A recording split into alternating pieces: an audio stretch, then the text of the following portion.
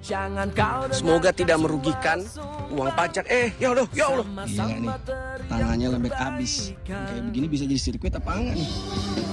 Ini menjadi bentuk kritikan balik Anies kepada Giring ya, secara elegan, secara baik, secara positif.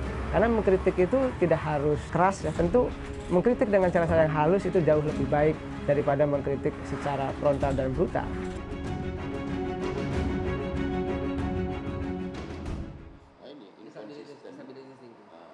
Oke, kita lanjutkan lagi, tadi ada nasihat dari senior itu. Kalau mengkritik itu yang substantif ya dan solutif begitu loh untuk teman-teman PSI. Jangan sampai narasi kebenciannya yang lebih didengar nantinya. Yang menonjol. Nah.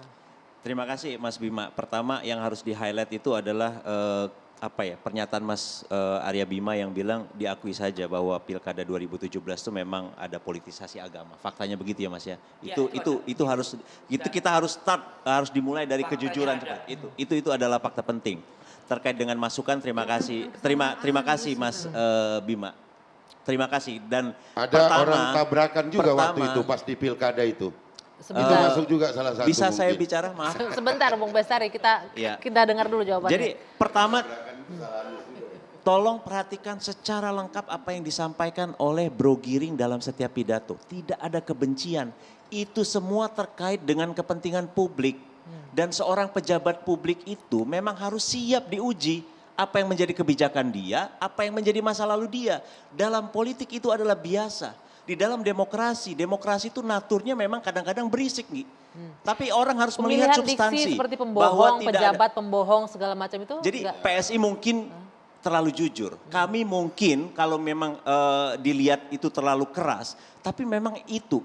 Bagaimana kita harus membungkus kebohongan dengan sesuatu yang lain. Nah ini kan tuduhan ini ya. Agak untuk apa kita bereufemisme. Jangan lupa, 32 tahun Indonesia itu hidup dengan politik eufemisme, dengan politik kemunafikan, seolah-olah tidak ada masalah, semua baik-baik saja, padahal di balik karpet semua masalah itu ada di sana. Sebentar, dan tugas politik adalah untuk menginformasikan. Sebentar, ini kalau saya melihat di tengah ini point of view-nya yang berbeda. Kalau ini point of view-nya jujur, kalau ini ada narasinya berbeda. Jadi gini. Udahlah, kalau case-nya tentang bagaimana Giring berkata, berbicara, mungkin ini bisa disimpulkan, wahai masyarakat, beginilah polanya PSI yang sedang dia bangun supaya tertanam di kepala masyarakat, begini cara berpolitik. Jadi kalau kau nggak suka terhadap orang, katakan dia pembohong, bunuh karakternya. Maksudnya bukan membunuh karakter, jujur katanya berpolitik. Jujur yang mana? Ketika kita sampaikan mana yang bohong, pada sesi yang dulu, nggak bisa dia ngomong mana bohong. Sampai saya akhirnya katakan, yang bohong PSI atau Anies. Kan begitu tuh. Nah terkait dengan politik. Gini, jadi Bang, sebenarnya ini juga sebagai akibat. Waktu itu inisiasi interpelasi PSI dan PDI Perjuangan saat itu digulirkan, itu sebenarnya tempat yang paling pas, konstitusional untuk menyampaikan banyak hal oleh Anies. Setuju. Apalagi kalau dia sebagai calon presiden ya. Dan waktu itu Bang Eka, tanya si Anies baru dia ngangkat. Saya langsung telepon itu. Dia mesti ada miss call saya. Saya mau ngomong, karena saya sama Anies juga bersahabat. Supaya dia mau hadir di interpelasi. Karena interpelasi ini nggak mungkin kan, interpelasi tingkat DPRD juga akan menjatuhkan gubernur kan tidak mungkin. Tapi sebenarnya ini prosedur yang sangat konstitusional. Supaya mengendalikan, mohon maaf nih, keliaran statement yang tidak jadi poinnya terbuka gitu kan, maksud saya ini adalah gubernur speech ya. Kalau mau jadi presiden nanti juga ada interpelasi di DPR. Ini sebentar aja Pak. Saya mengatakan ini hanya subjektivitas saya. Waktu itu saya berusaha nelfon Anies, kenapa pengen saya ngomong, udah datengin aja lah, itu kan panggung lu. Supaya ini akan ada moncernya kalau dia datang waktu itu. Tapi gini Mas. Saya kira luar biasa. Saya kira sampean juga di legislatif. Jadi gini, kembali lagi kita harus jelaskan ke masyarakat seklir-klirnya, mumpung TV One ini fasilitasi. Tidak ada siapapun yang melarang untuk melakukan interpelasi. Tetapi ada syarat.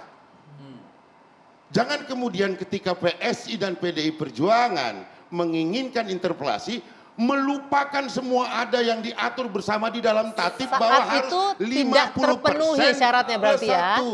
Kecuali begini, PSI memohon kepada gubernur, Pak Gubernur kami mau menghadap, mau menanyakan ini. Oke. Kenapa tidak dilakukan itu? Kalau presiden Padahal paham artinya bahwa tidak ini, memenuhi syarat sebentar untuk dulu, jadi berarti interpelasi dewan. Makanya tidak datang dengan kan, sengaja bahwa tidak dibangunnya komunikasi.